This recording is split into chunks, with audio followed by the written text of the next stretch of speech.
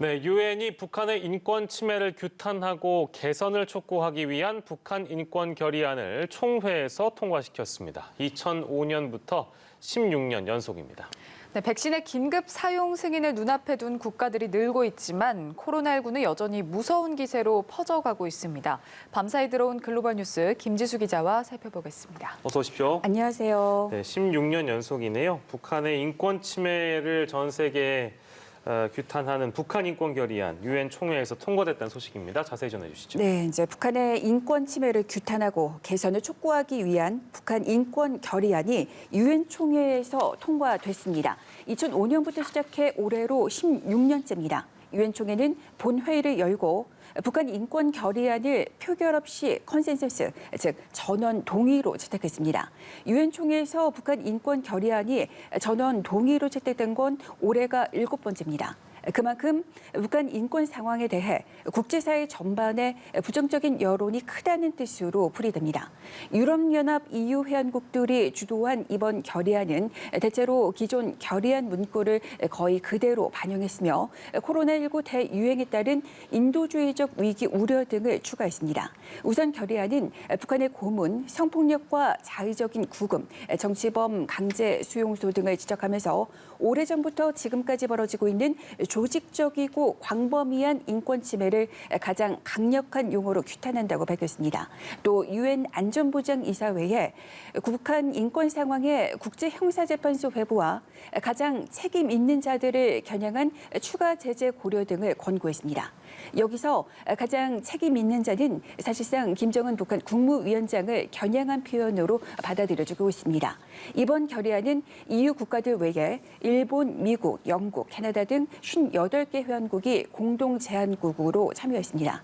한국은 지난해부터 2년 연속으로 공동 제안국의 이름을 올리지 않았으나 컨센서스 채택에는 동참했습니다. 한국은 2008년부터 2018년까지 공동 제안국으로 참여한 바 있습니다. 북한은 즉각 강하게 반발했습니다.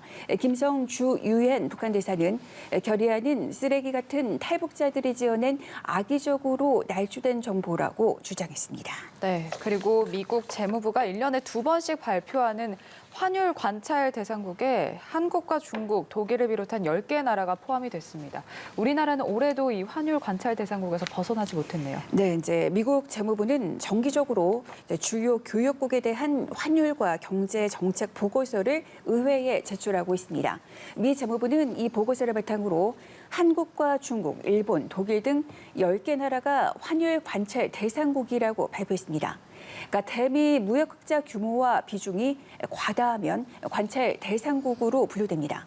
관찰 대상국으로 지정되면 미 재무부의 지속적인 감시를 받게 됩니다. 올해 초 환율 조작국에서 해제돼 관찰 대상국이 된 중국도 그대로 명단에 남았습니다. 스위스와 베트남은 환율 조작국에 추가됐습니다. 환율 조작국은 정부가 인위적으로 외환 시장에 개입해 환율을 조작하는 국가를 말합니다. 환율 조작국으로 지정되면 미국은 해당국에 시정을 요구하다가 1년이 지나도 개선되지 않으면 미 기업 투자 제한 같은 제재에 나설 수 있습니다. 스티븐 무누신 재무장관은 스위스와 베트남을 거명하며 재무부는 미국인 노동자와 기업의 성장과 기회를 보호하기 위한 강력한 조치를 취했다고 밝혔습니다. 이번 보고서는 트럼프 행정부가 내는 마지막 환율 보고서로 바이든 당선인 측과는 협의 없이 작성됐습니다.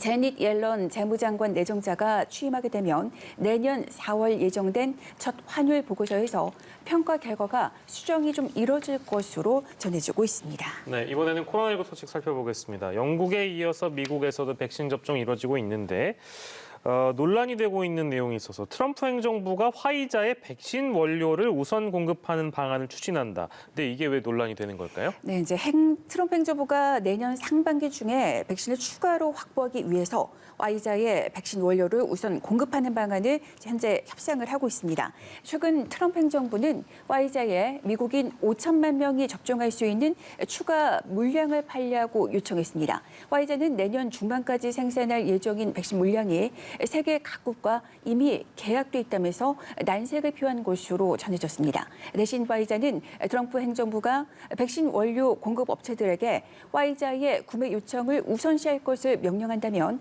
백신을 더 만들어 정부에 제공할 수 있다고 전했습니다.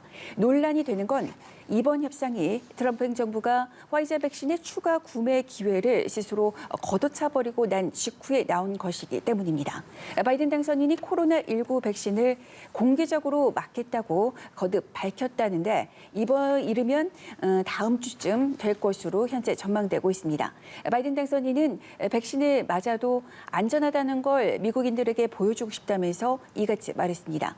바이든 당선인은 78살이라 감염 고위험군에 속합니다. 앞서 오바마, 조지 W. 부시, 빌 클린턴을 비롯한 전임 대통령 3명도 백신 공개 접종 계획을 밝힌 바 있습니다. 유럽연합 EU는 28개, 27개 회원국이 코로나19 백신 접종을 같은 날에 시작하자고 제안했습니다. EU 내 백신 평가와 승인 절차를 담당하는 유럽의약품청은 21일 화이자 백신 승인 여부 결정을 위한 회의를 엽니다. 승인이 이뤄지면 EU 회원국들은 26일쯤 접종을 시작할 전망입니다. 네, 그리고 코로나19로 인한 피해가 가장 큰 미국에서 드디어 의회가 추가 경기 부양책 합의의 속도를 내고 있습니다. 그동안은 좀 지지부진했었죠. 네, 이제 바이든 당선인이 선거인단 선거에서 승리하자 경기 부양 법안 협상이 구체화되고 있는 그런 모습입니다. 미국 의회 협상단은 15일 심야 회담을 거쳐서 9천억 달러, 우리 돈 982조 원 규모의 경기 부양책 합의에 근접했습니다. 추가 부양책에는 미 국민 개인에 대한 지원금 지급이 포함됐습니다. 다만 지난 3월 첫 경기 부양책 통과 후 지급된 1인당 1,200달러보다는 훨씬 적을 것으로 예상됩니다. 대신 협상단이 마련한 방안에서 주정부와 지방 정부에 대한 자금 지원과 코로나19 관련 소송에서 기업에 면책 특권을 주는 책임 보호 조항은 빠질 것으로 보입니다. 두 항목은 협상에서 가장 큰 논란이 됐던 것으로 공화당은 기업 책임 보호 도입을, 민주당은 주정부와 지방정부 지원을 포함해야 한다고 주장해 왔습니다. 하루 약 20만 명의 신규 확진자가 나오며 코로나19가 가파르게 확산하고 있는 미국에서 한 소도시 시장이 마스크 착용을 의무화했다가 주민들의 협박에 시달린 끝에 결국 사임하는 일이 벌어졌습니다. 캔자스주 다지시티의 조이스 워쇼 시장은 마스크 의무화를 지지하는 발언을 한 뒤 살해, 협박 등에 시달리다 끝내 자리에서 물러났습니다.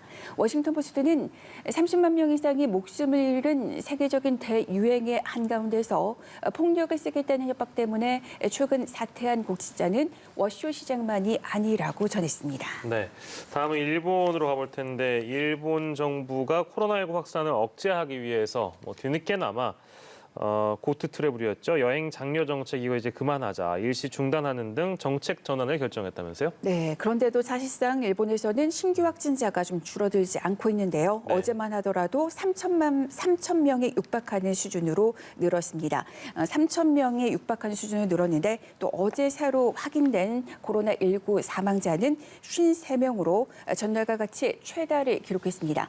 일본 정부는 확진자가 급증하자 지난달 하순 3주 동안 승부를 가리겠다며 방역 의지를 표명했으나 이 기간 감염 확산 속도는 더 빨라진 것으로 파악됐습니다. 더 이상 손을 쓸 수 없을 정도로 바이러스가 확산되자 일본 정부는 경기 부양을 위해 시행한 여행 지원 사업에 이어 외식 지원 사업도 중단하기로 했습니다. 이런 가운데 스가 요시히데 총리는 다수가 참석하는 회식을 반복해 논란이 되고 있습니다. 스가 총리는 고투 트래블 일시 중단하기로 결정했던 14일 밤에 15명과 회식을 했습니다. 이후 스테이크 전문점에서 열린 모임에도 참석했습니다. 비난이 커지자 스가 총리는 진지하게 반성하겠다고 밝혔습니다.